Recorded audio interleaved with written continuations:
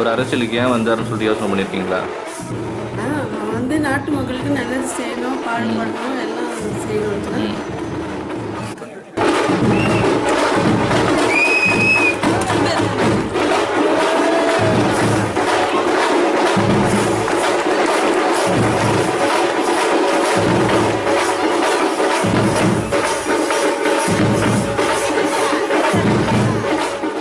நாங்கள் 3 பேர் சிஸ்டர்ஸோட பிறந்திருக்கான். அவன் எந்த நேரத்துலையும் எதுக்காகவும் எங்களை விட்டு கொடுத்ததில்லை. எந்த கட்சி பணி எதுவாக இருந்தாலும் எங்களுக்கு ஃபஸ்ட் இம்பார்ட்டன்ஸ் கொடுத்துட்டு அதுக்கப்புறம் தான் மீதி வேலையை பார்ப்பாரு.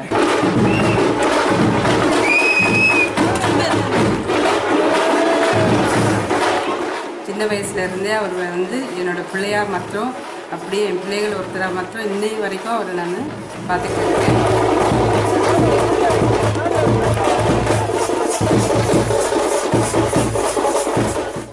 அரசியலுக்கு வந்ததுக்கப்புறம் அவர் மாறிடுவாங்களோ அப்படின்ற மாதிரிலாம் நிறைய பேர் யோசித்தாங்க.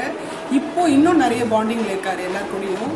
இப்போவும் நாங்கள் வந்து அவர் கூட அரசியலுக்காக அவரோட வேலைங்களை எடுத்துகிட்டு எல்லாரும் வந்து அவர் ஜெயிக்கணும் அப்படின்றதுக்காக எல்லாரும் ஒரு பக்கம் போய் பிரச்சாரம் பண்ணிகிட்ருக்கோம். எங்கள் இந்த பெரம்பூர் தொகுதியில் நிறைய வேலைங்கள்லாம் பெண்டிங், செய்ய முடியாத வேலைங்கள்லாம் நிறைய பெண்டிங் இருக்குது. அதெல்லாம் நாங்கள் லிஸ்ட் எடுத்து அவருக்கு டெய்லி அப்டேட் பண்ணிகிட்டு இருக்கோம்.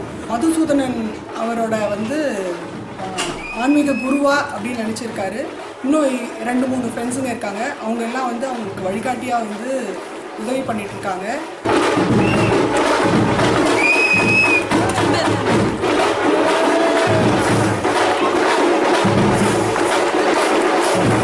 பையன் இப்போ எம்எல்ஏ ஆகிட்டாங்கன்னு நீங்கள் எப்படி ஃபீல் பண்ணுவீங்க? ஊருக்கே ராஜானாலும் எனக்கு அவன் மதுசூதனன் அவர்கள் வந்து தேர்ந்தெடுத்த விதையில் இவர் வந்து நல்ல தரமான விதை.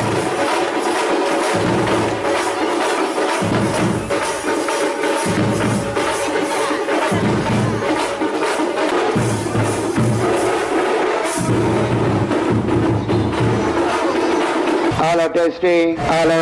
என் ரத்தத்தின் ரத்தமான உடன்பிறப்புகள், என் உயிரினும் மேலான அன்பு உடன்பிறப்புகளே, செய்வீர்களா? நீங்கள் செய்வீர்களா? அத்தனை கட்சி கூவி கூவி அழைச்சு இன்னைக்கு கூட்டணி சேர்த்திட்டு இருக்காங்க. युद्ध செய்ய மாட்டேன்னு போயிட்டேன்னு சொன்னா உன்னை கோவலைன்னு சொல்லுவாங்க. आप में से किसी ने कहा था कि Rafale CEO has said people of Tamil Nadu are remarkable. தேர்தல் திருவிழா 2019 6 பக்க எக்ஸ்க்ளூசிவ் தேர்தல் செய்திகள். தினமலர் நாளிதழில் தினமும் சில செய்திகள், சில படங்கள், சில தகவல்கள். தினமலர் நாளிதழில் மட்டுமே. தினமலர், உண்மையின் உரைக்கல்.